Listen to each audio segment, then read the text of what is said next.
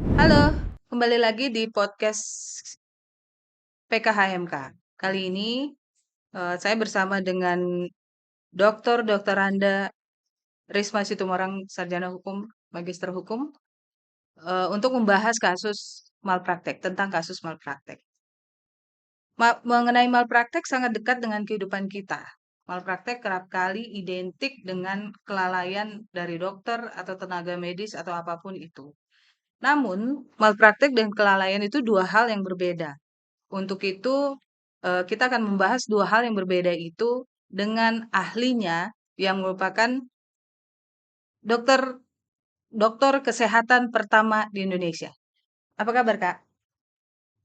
Halo Ska, selamat sore, ketemu lagi ya. Ketemu lagi. Sehat, karena sehat itu penting ya, apalagi untuk masa-masa transisi dari COVID ke era new normal, kita tentu masih harus terus menjaga kesehatan, sekalipun tidak lagi seperti di era 2 tahun lalu ya kita mesti menjaga jarak, tapi menggunakan masker masih, karena pemerintah kita belum mengeluarkan satu keputusan bahwa Indonesia telah bebas Oke. masker. Iya. Hari ini Kakak seger banget ya. Walaupun kita ada di tengah hari nih, Iya. gitu ya. Ya, baru pulang nonton F1 di Singapura kemarin Hmm. hari Minggu. Jadi semangatnya masih, jadi rasa seperti rasa pembalap juga. Oke. Jadi masih ada sisa semangatnya. Iya, iya. Iya, iya. Iya, Kak. Kak, Hmm, kita langsung ke topik kita, yaitu mm-mm. malpraktek. Malpraktek dan kelalaian dari tenaga medis atau dokter itu kan dua hal yang berbeda. Apa pendapat Kakak tentang dua hal itu dan Iya. sudut pandang Kakak sebagai advokat? Jadi gini Rizka, malapraktek itu kalau di masyarakat awam, malapraktek itu kan dikenal sebagai eh, yang dekat dengan profesi kedokteran. Jadi kalau dikatakan malapraktek, wah ini urusannya dengan kedokteran, malapraktek dokter gitu. Padahal sebenarnya definisi daripada malapraktek itu ya atau malapraktis gitu, artinya ada suatu praktek buruk dari suatu profesi. Hmm. Jadi yang bisa melakukan malpraktek itu bukan saja hanya tenaga medis atau dokter dan dokter gigi, tapi bisa juga malpraktek advokat, Hmm. malah praktek apoteker, Hmm. malah praktek akuntan. Intinya setiap profesi yang melakukan pekerjaan, tugas profesinya itu tidak secara kompeten, tidak secara cakep, Hmm. ya, tidak berhati-hati, sehingga menimbulkan suatu kesalahan yang membawa akibat buruk kepada orang lain, itu dikatakan malapraktek. Tapi memang di tengah-tengah kehidupan kita ya sering malapraktek itu diidentikan malapraktek kedokteran. Hmm. Itu. Jadi malapraktek itu adalah suatu tindakan buruk ya, suatu tindakan buruk dari seseorang yang melakukan profesi pada waktu memberikan jasa layanannya yang mengakibatkan eh, kerugian ya, kerugian di sini kalau dalam kedokteran bisa itu mengakibatkan cacat fisik, bisa juga sampai mengakibatkan kematian Hmm. gitu. Kalau kelalaian itu? Nah, kalau kelalaian itu sebenarnya kelalaian ini kan artinya ada suatu kondisi ataupun sikap tidak hati-hati, Hmm. ya, sikap tidak hati-hati dari seseorang yang menimbulkan suatu masalah gitu ya, sehingga akibat ketidakhati-hatiannya ini lalai, abai, ya, lupa gitu ya, sehingga orang lain mengalami kerugian. Hmm. Nah, kalau kesalahan itu ya kurang lebih kesalahan akibatnya efeknya ada kerugian ya. Kalau kesalahan itu juga bisa dia kurang hati-hati. Sebenarnya bersama ya. Kesalahan itu seseorang melakukan kesalahan akibat tidak hati-hatinya, tidak teliti, ceroboh Hmm. ya dalam melakukan suatu profesi atau dalam kehidupan sehari-hari. Misalnya katakanlah misalnya seseorang mengendarai sepeda motor atau naik sepeda gitu ya. Dia berjalan kurang hati-hati Hmm. sehingga dia menyenggol tukang gerobak. Kan tidak ada sebenarnya di situ niat dia ya ataupun maksud dia untuk mencederai atau melukai. Tapi karena dia kurang hati-hati, misalnya dia tidak melihat jalan sehingga ketabrak dan tumpah jualannya, akan rugi orang itu. Nah, itu bisa dikatakan karena akibat kesalahan si pengendara motor tadi Lalai. mengakibatkan lalai gitu. Kurang hati-hati lah Oke. ya, kurang hati-hati. Ya. Kak, apabila masyarakat atau Ya. pasien eh, apa yang harus mereka lakukan ketika mereka mendeteksi untuk dirinya, oh ya saya kena malpraktek nih gitu atau gimana gitu.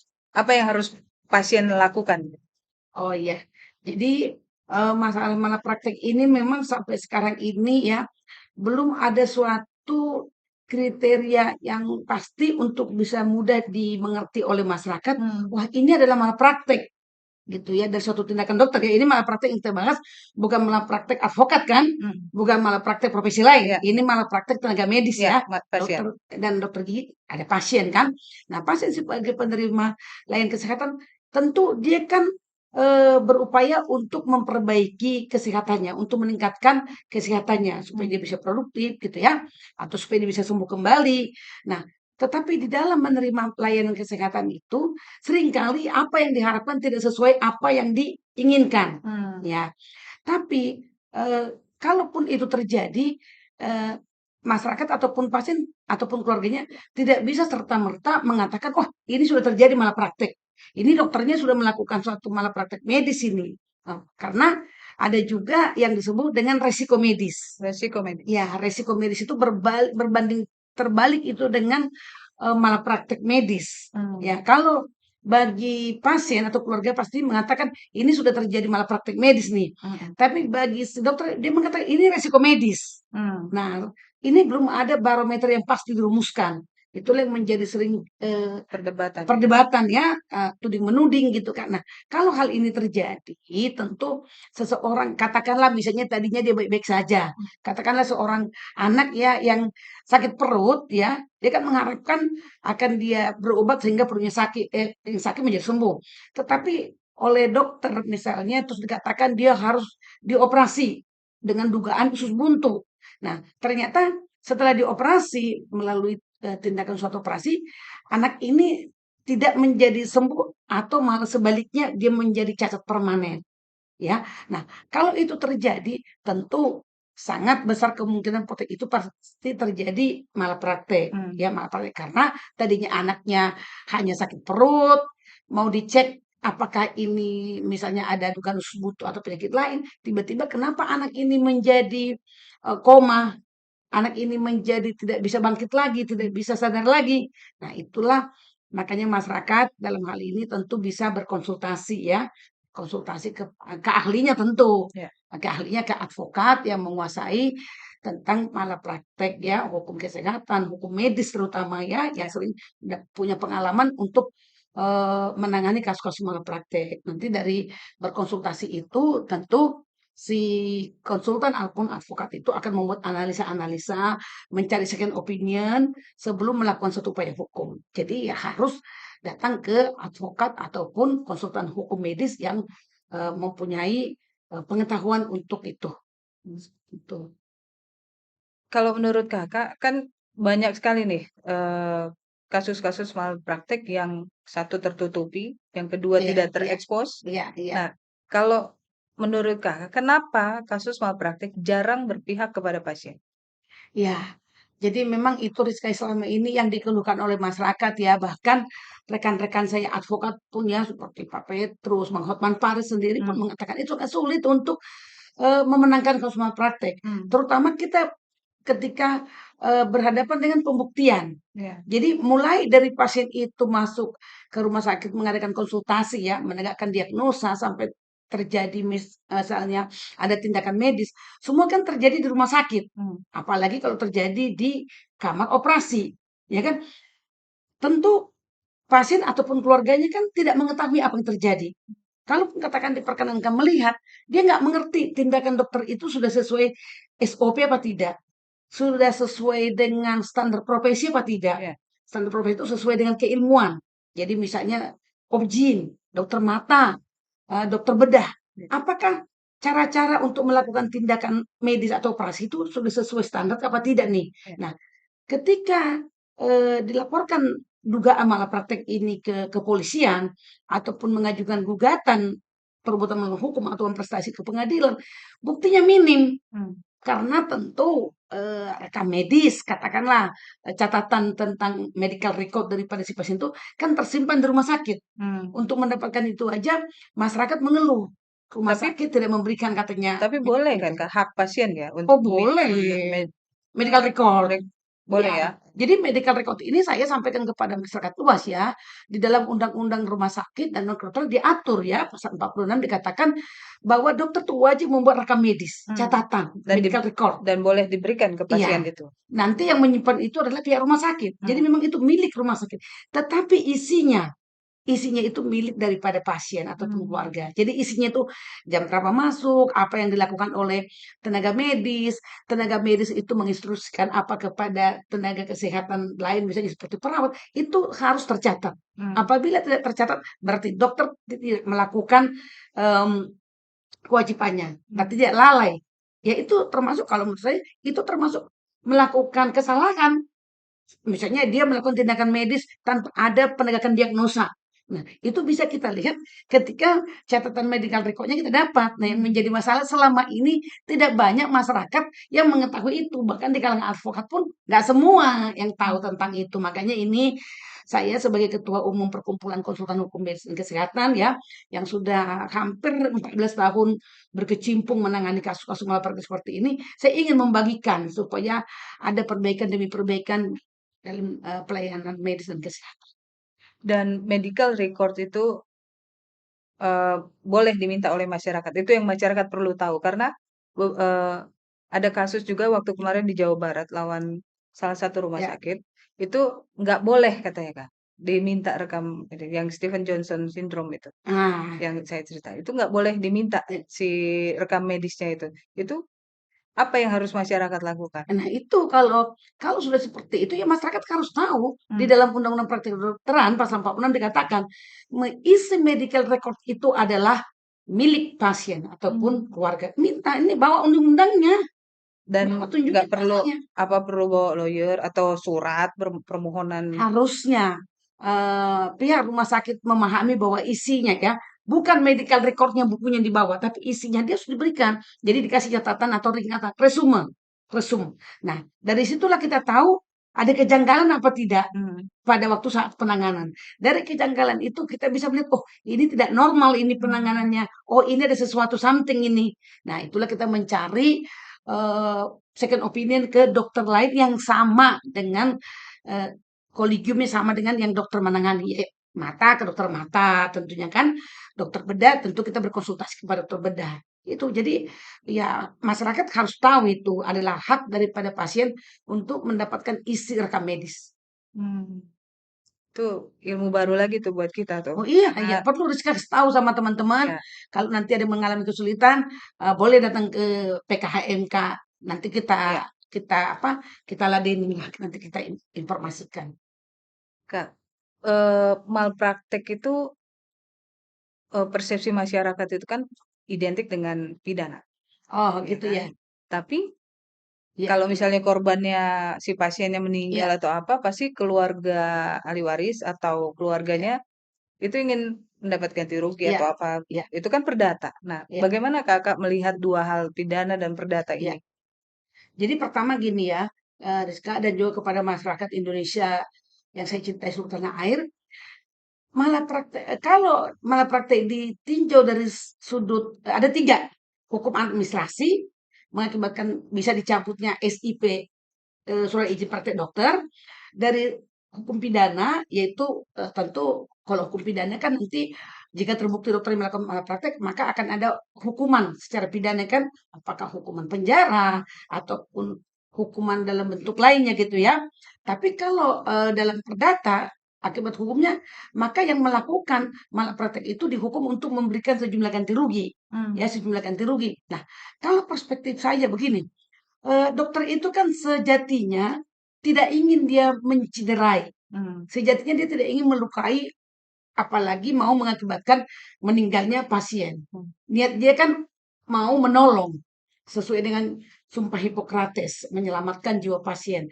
Tetapi kita memang tidak bisa naif. Dokter itu pun manusia, itu tadi jiwa lalainya ada, suka menggampangkan mungkin, suka menganggap enteng mungkin. Katakanlah paling gampangnya begini, pada waktu seseorang pasien mau diberikan suntikan ya, tadi kan Steven Johnson ya, Ya. mestinya kan dokter itu mesti ditanyakan dulu, ada dulu wawancara komunikasi dengan orang tua ataupun pasien, ya. Apakah si pasien ini memiliki riwayat alergi Hmm. atau apakah ada dia terhadap obat tertentu tidak bisa gitu Hmm. ya. Nah, sehingga pada waktu memberikan suntikan ataupun obat, maka dokter sudah mengetahui riwayat. Itulah gunanya ada medical record. Hmm. Jadi sebaliknya juga pasien harus jujur menyampaikan informasi supaya dokter tidak salah mengambil atau memberikan tindakan medis. Nah, kalau sudah terjadi seperti ini, tentu kalau saya sebagai advokat selama ini, yang saya ketengahkan adalah pertama mediasi dulu, Medis. win-win solution ya. Jadi saya tidak pernah langsung mendorong mengadukan ke MKDKI, Majelis Kehormatan Disiplin, ataupun membuat secara perdata, ataupun apalagi melaporkan ke polisi. Nah, karena niatnya sebenarnya katakanlah ada pasien yang mengalami cacat, lumpuh, ya, apalagi kalau sudah meninggal, kan sudah tidak bisa lagi kita kembalikan. Tetapi apapun alasannya itu ya, terutama kalau sudah meninggal ya, itu mungkin masalah kepuasan kebatinan daripada keluarga. Tapi kalau dia cacat atau katakanlah misalnya mengalami perlu tindakan pengobatan rehabilitasi, tentu uang kan urusannya, ganti rugi. Nah, kami dulu menangani eh, rumah sakit di Jakarta, kasus atlet berkuda, yang kami ketengahkan adalah mediasi. Sehingga pihak dokter itu memberikan ganti rugi sehingga ini pasien bisa berobat kasus aklasta atau autoimmune pace, bengkak semua mukanya karena salah suntik obat. Dia berobat ke Singapura. Dia bisa recovery. Sekarang pun lagi ada seperti itu, ada kasus. Kita lagi mengundang besok mudah-mudahan datang. Nah, maksud kita itu maksudnya beberapa konsultan hukum medis yang saya tunjuk itu diundang dulu dokter dan rumah sakitnya. Nah, kalau bisa dikembalikan ke kondisi kan diobati misalnya ya. Nah, itu kan tentu lebih baik ya win-win solution. Nah, tetapi kalau itu mentok, kadang-kadang juga memang ada rumah sakit ya, atau dokter mengatakan semua sudah sesuai prosedur, semua sudah sesuai dengan standar profesi. Katakan medicolegial mereka itu kan ada semacam di sana juga perkumpulan di rumah sakit untuk memeriksa apakah dokter ini melakukan kesalahan SOP, melanggar standar profesi gitu. Tapi jarang kita, belum pernah pengalaman saya mengatakan rumah sakit, oh ya memang kami sudah hilaf atau kami sudah lalai, dokter kami nggak ada. Selalu mengatakan sudah benar. Tapi ketika itu saya bawa ke Majelis Kehormatan Disiplin Kedokteran, terbukti dokternya melakukan kesalahan, kelalaian. Dan Kakak bisa buktikan itu dari bukti-bukti yang ada. Oh iya, jadi contoh gampangnya begini, ada katakan rumah sakit di Kuningan, boleh cek di internet juga kasusnya kan di buku saya juga ada rumah sakit ada, boleh sebut nama ya, Boleh, Pak? karena sudah dari website Iya. di rumah sakit MMC pernah rumah sakit Pertamedika yang di Jakarta Selatan.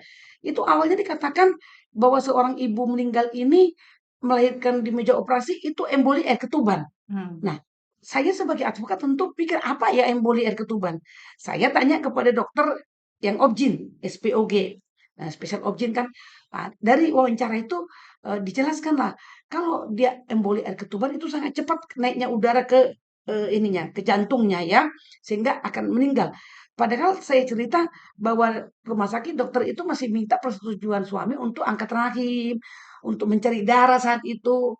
Nah, ketika itu dianggap oleh dokter kan yang mengetahui, kalau saya kan merasa cuma janggal tapi nggak tahu di mana kejanggalannya. Hmm. Nah, menurut dokter coba diperiksa lagi apa surat kematian, emboli, terus kita tanyakan ke rumah sakit dan rumah sakit mengatakan saat itu bahwa sudah benar itu emboli.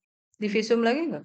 Karena waktu itu saya mendapatkan informasi si pasien ini meninggal sudah lebih 3 bulan. Hmm. Jadi saat itu dikatakan oleh dokter forensik, kalaupun divisum itu tidak efektif lagi. Sudah Penyebab hilang begitu ya? kematiannya udah hilang, iya.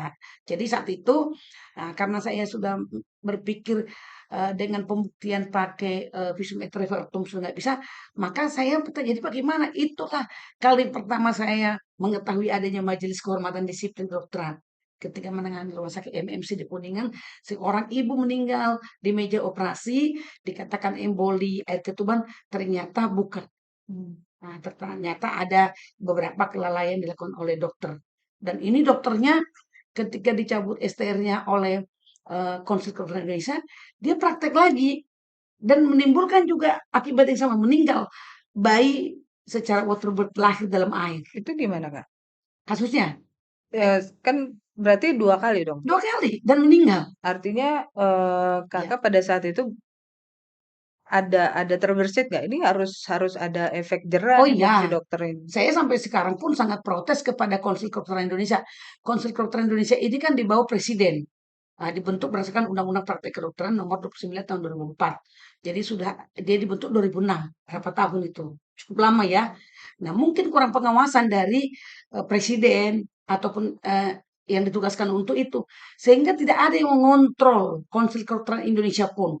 Sehingga saat itu dokter yang sudah melakukan kelalaian menyebabkan 2 jiwa melayang ya, dan saat yang bersamaan ketika di rumah sakit di Kuningan itu melakukan kesalahan operasi kepada seorang ibu meninggal, melakukan lagi praktek waterboard lahir di air di Duren 3, itu juga meninggal bayinya. Tapi sekarang dokternya sudah praktek juga loh.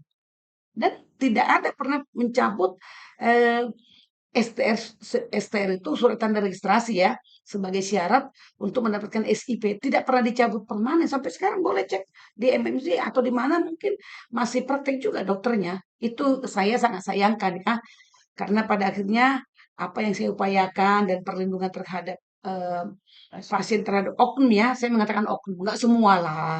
Lebih banyak ada juga dokter-dokter yang diadukan ternyata terbukti tidak praktek kok. Tapi oknum-oknum yang begini kalau menurut saya harusnya sudah pantas dicabut SIP-nya, berprofesi lain lah, karena menganggap nyawa itu ternyata nggak terlalu penting ya, gitu Rizka. Kalau dulu belum ada PKHMK. Ya, Kalau belum ada. sekarang kan Kakak punya bekonya kan gitu. Iya, iya, Jadi, saya pakai istilah iya, Dokter Abraham bahwa, iya, PKHMK itu bukan buat jendela aja, iya, tapi pintu bahkan iya, bisa supaya masyarakat bisa melihat. iya, iya, Itu yang kasus-kasus terjadi kan pasti bukan hanya si dokter itu dong yang melakukan kelalaian iya. atau, kita Ada kasus juga, Mbak. dan banyak gitu ya. Banyak ada kasus di Pertamedika anak pulang sekolah, anak 11 tahun mengeluh sakit perut, terus ibunya bawa ke satu klinik, dari klinik itu dirujuk ke rumah sakit Pertamedika di Jalan Arteri Pondok Indah itu. eh, itu saat itu dokter mengatakan tidak perlu di USG, langsung operasi saja. Ini sudah pasti dari pengetahuan saya, pengalaman saya, udah pasti ini em, eh, usus buntu. Mhm. Nah, ibunya nggak ada pilihan, suaminya nggak sempat lagi datang nyusul dari Kalimantan Selatan, tanda tangani persetujuan pasien informed consent, masuk meja operasi, setelah itu sampai sekarang koma itu anak.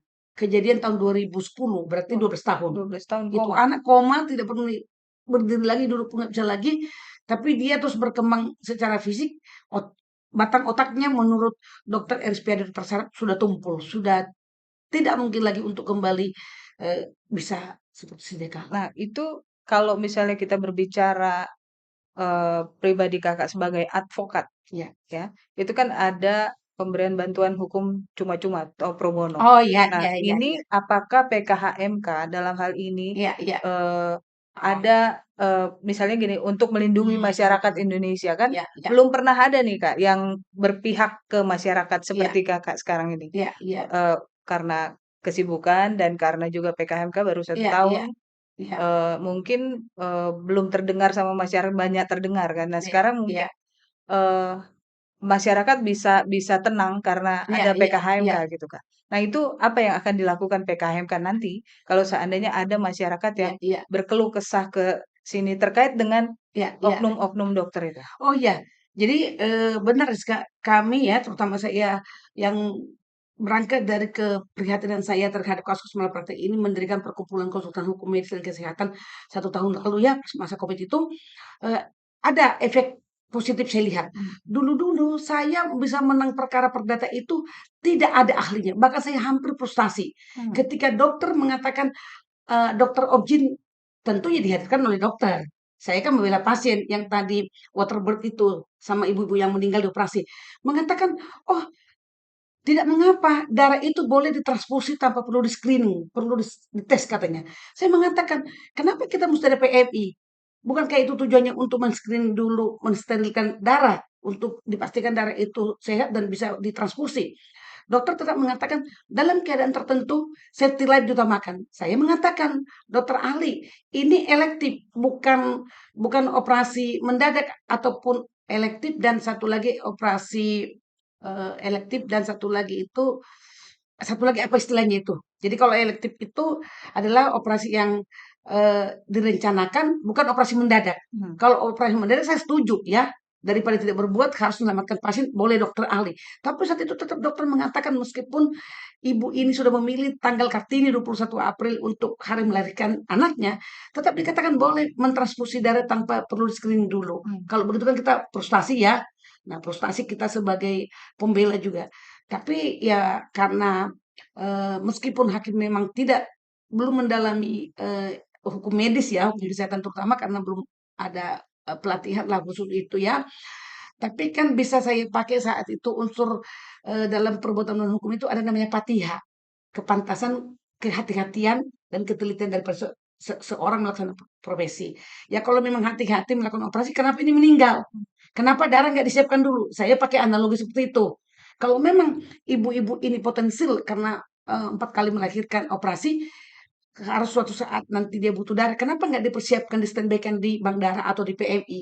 Ya kan? Kenapa meninggal? Nah, Karena seperti udah itu. seharusnya terprepare ya Kak ya. Harusnya di-prepare karena kan elektif perencanaan tanggal kan, Hmm. dan dia kan bukan dokter cabutan atau dokter baru kenal Hmm. dari anak yang ketiga keempat melahirkan. Artinya memang dokternya kurang hati-hati, tidak prepare untuk operasi. Nah, dengan PKHMK ini kemarin itu saya ada kasus yang terbaru di Rumah Sakit Pringa di Medan. Hmm. Ini punya Pemda, ya. Ada sangat waktu itu viral juga kasus oleh Kompas TV, Ya. Mbak Rosi Celalaya. Judulnya eh, nyawa berujung maut karena oksigen kosong, tabung tabung kosong berujung maut, gitu ya. Nah, tapi setelah saya pendalaman saat itu dan saya minta dari perkumpulan ahli bedah cabang Medan untuk ahli dihadirkan di persidangan perdata, itu puji Tuhan diberikan loh. Karena saat itu saya sudah mulai memperkenalkan perkumpulan konsultan hukum medis dan kesehatan. Saya mengatakan kita tidak ada tujuan untuk harus menghukum dokter atau mempidanakan, tetapi kita untuk mengadvokasi untuk memberikan kebaikan sehingga dokternya terlindungi juga, dokter yang tidak hati-hati harus lebih hati-hati, pasien juga lebih tahu haknya. Nah, jadi saat itu oleh IDI, Ikatan Dokter Indonesia Cabang Medan, dikirimkan sekretaris ID-nya untuk bersaksi. Dan akhirnya kasusnya menang. Hmm. Meskipun memang saya kecewa, karena ternyata hakim mengatakan perbuatan melawan hukum daripada rumah sakit terbukti ya tenaga kesehatannya itu perawatannya itu eh, tidak baik, namun ganti rugi yang diberikan hanya uang kerohiman 25 juta. Saya sedih sampai sekarang pun. Saya sedang upaya kasasi. Saya merasa saya bela pro bono jauh-jauh ke Medan ya jam 3 subuh saya terbang, tapi hakim tidak sensitif perasaannya memberikan ganti rugi hanya 25 juta untuk menghargai nyawa seorang pasien. Mungkin hakim belum tahu itu Kak. Kan PKHMK tugasnya Nah, mensosialisasikan juga ke mereka kan. betul. Jadi saya berpikir ke depan ini setelah kita kemarin ada pelatihan, ada pendidikan, ya kan ada kerjasama dengan universitas.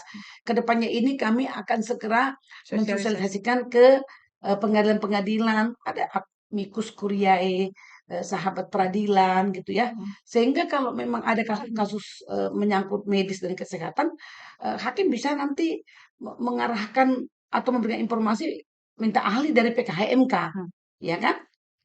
Karena kalau perdata itu tidak bisa aktif kan, hakim Atau tidak bisa aktif. atau minimum pemahaman beliau si hakim itu juga sudah sebelum dia panggil ahli, beliau juga sudah paham tentang hukum kesehatan atau Hukum apapun medis, gitu ya. iya, iya, itu betul.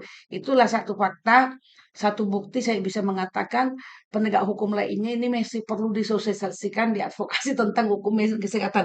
Bayangkan Rizka, saya yang bersidang jauh-jauh dari Jakarta, pulang pergi ke Pengadilan Negeri Medan ya, meskipun sudah ikor, kan ada itu mulai pembuktian, kesaksian, ya kan? Saya mesti sidang, biaya yang saya keluarkan jauh lebih besar dibandingkan ganti rugi yang diberikan oleh hakim dan yang menyakitkan hati perasaan daripada pasien dikatakan uang kerohiman.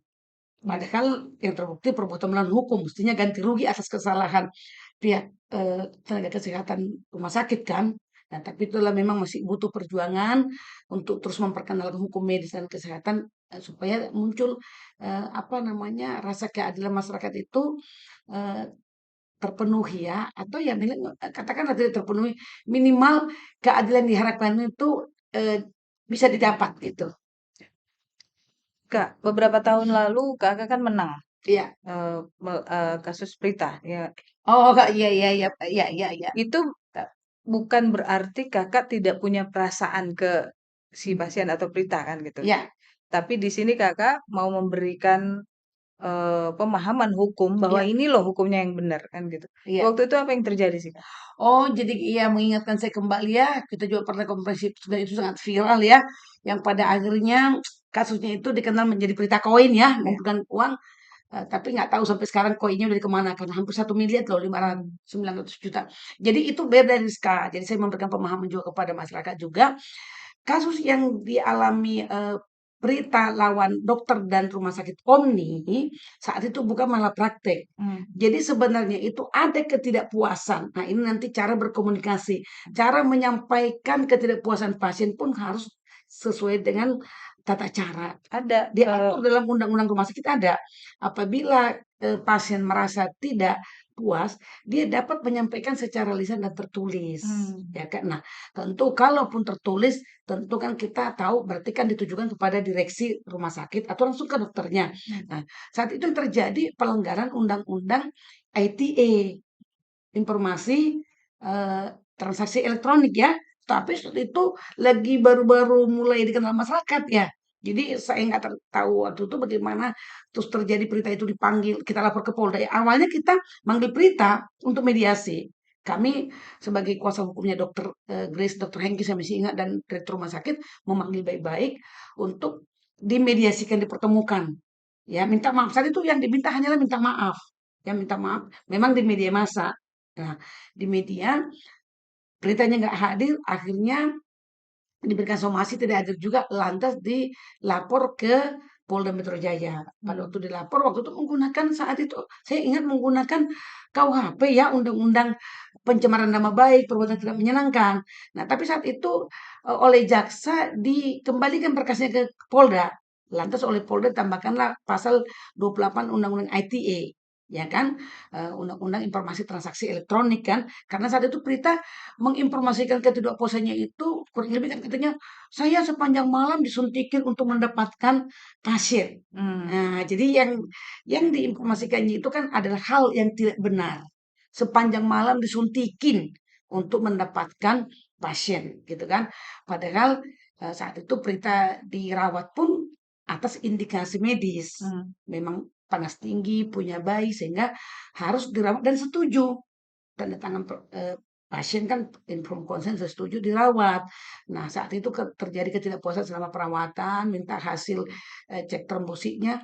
Nah, hal itulah yang disampaikan ke, eee, perangkat itu, ya ke apa ya, ke internet ya. Hmm. Karena mohon ada kan Medsos ya. medsos ya, mohon disebarluaskan. Sehingga saat itu langsung cepat apa, eee, informasi ini cepat tersebar sehingga banyak waktu itu rumah sakit yang bekerja sama dengan Omni membatalkan, Hmm. timbul kerugian. Maka terjadi juga lah waktu itu gugatan perbuatan melawan hukum. Jadi saya bukan tidak bersimpati kepada pasien, tapi perlu, pasien pun ya ini juga pembelajaran buat kita semua, pasien atau keluarganya pun perlu mengetahui hak-hak dan kewajiban, cara menyampaikannya, komplainnya. Kalau dia tidak mau juga, eee diberikan suatu tindakan medis, dia punya hak untuk menolak, gitu loh. Tapi kan semua kan negara kita ini kan negara hukum, meskipun punya hak, tapi kan harus kita salurkan dengan cara-cara yang benar, seperti itu. Jadi bukan malah praktek yang kasusnya, Rumah Sakit Omni lawan Prita, tapi kasus pelanggaran Undang-Undang ITE. Hmm. Berarti dan masyarakat juga perlu tahu bukan Kakak apa nggak raja tega terus menghukum Prita yang mungkin berlebihan waktu itu ininya Kak ya. Oh Maksudnya enggak, apa tanggapan eee, masyarakat iya. netizen kan waktu itu. Jadi masyarakat kan saat itu sangat sensitif ya karena Ya. langsung ditahan seorang ibu-ibu. Hmm. Padahal kan prosesnya ada, dipanggil secara patut, diundang ke kantor atau di mana yang bersangkutan bersedia karena tidak hadir diberikanlah somasi ya. Pertama diundang, disomasi, lantas dilaporkanlah pencemaran nama baik oleh dokter loh, bukan rumah sakit, oleh dokter. Setelah itu digugatlah ke Pengadilan Negeri Tangerang karena ada beberapa kerjasama yang tidak jadi ya. Jadi bukan berarti saya tidak juga bersimpati atau berempati kepada pasien, enggak lah. Tapi sebagai pasien pun ya harus menyalurkan komplainnya, rasa tidak puas itu secara benar. Karena kita mesti lihat juga di sini ada kan dokter kan. Coba Rizka bayangkan, dokter itu sekolahnya mahal, paling lama kuliahnya, biayanya mahal kan? Ditulis sepanjang malam saya disuntikin. Coba, sepanjang malam disuntikin kan orang sudah berpikir, ah ini dokternya gila apa gimana? Ya kan disuntikin itu beda loh. Disuntik beda loh, disuntik. Suntikin. Masa disuntikin nggak kabur, nggak lari? Nah, itu kan akan menimbulkan persepsi yang buruk kan terhadap dokternya. Jadi saat itu memang kita melindungi kepentingan dokter supaya ya jangan dimatikan haknya secara apa namanya secara profesi kan. Orang kan nggak mau percaya kalau ada dokter sepanjang malam nyuntikin. Terus kan mau nggak disuntikin sepanjang Enggak, malam? Nggak kan? enggak. Nah itu. Ya. Jadi dan nggak langsung juga lapor ke polisi, diundang dulu pertama, baru disomasi. Setelah itu nggak juga baru dilapor polisi. Itu. Ya. Kak, kita udah panjang lebar Ya. berbicara tentang Ya. malpraktik. Terkait dengan regulasi yang berkaitan dengan Mm, malpraktik itu kan bisa dikaitkan ke undang-undang kesehatan, hukum pidana, undang-undang kedokteran, dan lain sebagainya. Dari banyaknya regulasi-regulasi ya, itu, ya, apa yang Kakak anggap perlu untuk diubah atau di-upgrade ya. agar dapat diterima lebih baik lagi oleh masyarakat? Iya, betul Rizka. Jadi mengenai hukum kesehatan itu kan luasnya, health law. Hukum medis itu adalah bagian daripada hukum kesehatan ya. Jadi medical law itu bagian. Lebih mudahnya dipahami aturan-aturan yang mengatur hubungan hukum dokter, dokter gigi, para spesialisnya dengan pasien. Sementara hukum kesehatan semuanya yang menyangkut hukum kesehatan mulai dari kita lahir sampai kita nanti meninggal. Hukum rumah sakit, rumah sakitan, undang-undang keperawatan, undang-undang apoteker, undang-undang tenaga kesehatan, undang rumah sakit, banyak sekali. Belum lagi kepada peraturan lebih rendah lainnya ya. Kalau menurut saya ya, terutama untuk saat ini ada yang saya sorotin, Mmm, kalau semua-semua kan orang harus berperkara kan, baik dokter maupun pasien kan kasihan ya. Kasihan kan itu lama, biaya. Sebenarnya ada satu yang, saya mau soroti banget, pemerintah belum membentuk lembaga atau badan mediasi medis dan kesehatan nasional misalnya. Jadi ada suatu keharusan apabila ada dugaan malapraktek ataupun kesalahan pelayanan kesehatan itu tidak langsung upaya hukum. Tetapi terlebih dahulu diselesaikan secara mediasi, Hmm. alternatif penyelesaian sengketa di luar pengadilan. Kalau itu sudah ada undang-undangnya dan diharuskan, berarti kan orang ataupun pasien, kalau dokter jarang, dokter tidak ada yang pernah menggugat atau melaporkan pasiennya kan. Nah, itu tadi kecuali kalau ada apa namanya, fitnah, ada perbuatan tidak menyenangkan, itu ya.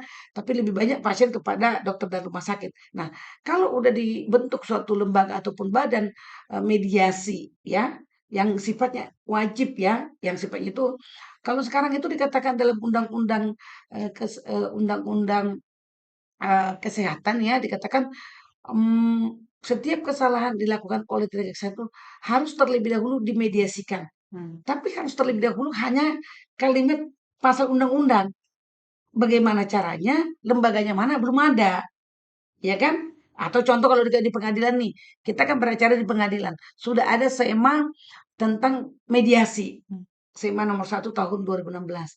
Jadi setiap perkara tidak bisa langsung periksa pokok perkara. Harus dimediasikan dulu oleh mediator. Ya, ada mediator hakim ataupun mediator non hakim. Ya, nah kalau itu dibuat, saya pikir lebih bagus. Ya, lebih baik. Pertama akan win-win solution, akan menimbulkan kepuasan. Ya, kepuasan itu dalam artian puas dan tidak puas kan relatif. Tapi minimal ada salurannya yang membuat hubungan dokter dan pasien ataupun rumah sakit dengan pasien ini bisa pulih kembali. Kalau sekarang kan tidak ada lembaganya. Jadi kalau misalnya orang pasien merasa dirugikan, langsung mengajukan gugatan juga bisa. Kalau advokatnya sih sudah belajar konsultan hukum medis dan kesehatan, pasti diundang dulu. Diundang, ditanya, diklarifikasi, dipertemukan dua belah pihak. Kalau bisa diselesaikan secara musyawarah untuk mufakat, gitu ya, secara keluarga selesai. Maka tidak perlu ada gugat menggugat. Nah ini akan lebih jauh lebih baik ya daripada satu harus lapor ke polisi, harus gugat perdata. Dan memang dari segi dokter dan rumah sakit juga mesti ada kesadaran. Ya kalau memang ada kelalaian ataupun kesalahan yang mereka tahu kok. Dokternya misalnya lalai tidak melakukan diagnosa atau saat melakukan tindakan medis itu tidak tepat atau pemberian obat misalnya yang salah, tahu kok. Tapi kan pasti selalu dikatakan sudah benar, sudah sesuai SOP. Ya makanya masyarakat atau pasien itu akan melakukan upaya hukum. Itu menurut saya dari berbagai undang-undang itu regulasi itu ya yang tumpang tindih harus ini lagi ya disinkronkan gitu ya. Seperti undang-undang tenaga kesehatan itu kan sekarang kan lagi masuk juga di dalam prolegnas itu Hmm, eh, omnibus law kesehatan ya. ya. Nah, itu berbagai nanti regulasi atau peraturan-peraturan yang tidak efektif atau bertumpang tindih itu ya akan direvisi, dijadikan lebih efektif mungkin jadi satu undang-undang gitu. Nanti PKMK bisa semacam ini nggak Kak, menyoroti kebijakan-kebijakan publik atau kita ambil contoh IPW untuk kepolisian, terus ada Ah, ya. kejaksaan. Nah ini untuk apakah PKHMK ini yang memberikan ruang untuk itu atau bagaimana? Oh iya, tentu ya, Rizka. Memang kita kan bukan semacam kalau IPW itu bentukan pemerintah bukan? Kalau Kompolnas kan iya, kalau IPW kan semacam LSM. LSM kan. Nah, sama seperti ini kan organisasi perkumpulan kan. Jadi karena di sini berkumpulnya konsultan-konsultan hukum medis, dokter, advokat, dosen-dosen hukum kesehatan gitu ya. Maka tentu kita juga punya fungsi sosial untuk memberikan masukan-masukan. Dan itu termasuk dalam visi misi PKHMK untuk memberikan masukan-masukan ke DPR, ke pemerintah, ke presiden. Itu bisa sama seperti misalnya nanti tentang tidak kurang efektifnya menurut saya tentang fungsi dan tugas Majelis Kehormatan Disiplin Kedokteran. Nah, MKDK itu dibentuk dengan biaya anggaran APBN loh. Padahal mereka hanya bertugas untuk memeriksa kesalahan etika. Nah, etika itu kan cukup dokter yang memeriksa. Ngapain mesti ada di sana sarjana hukum? Iya kan? Dan sanksinya pun hanya berupa rekomendasi pencabutan STR ataupun surat yang diregistrasi ke Konsil Kedokteran Indonesia. Nah, itu nggak perlu menghabiskan anggaran pemerintah, anggaran negara itu. Nah, itu nanti akan ke sana, Akan kita ke sana Kak ya? ya akan kita berikan masukan-masukan bisa langsung ke presiden maupun kepada DPR ya kalau mereka mau dengarkan. Atau bisa juga lewat DPR Komisi 9 ya. Ya. Komisi 9 yang membidangi kesehatan. Iya, jadi tentu ya mudah-mudahan juga dari DPR misalnya ada pembahasan tentang peraturan yang berkaitan dengan undang-undang kedokteran, terhadap undang-undang di bidang kesehatan, ya kalau mengundang dari PKHMK tentu kita akan senang berkolaborasi memberikan masukan-masukan. Karena kan kita kan menghimpun mendengarkan suara masyarakat. Jadi corongnya masyarakat untuk eh, kesehatan ya Oh dan iya, melindungi mereka juga ya. iya, oh iya, itu Ya. pasti.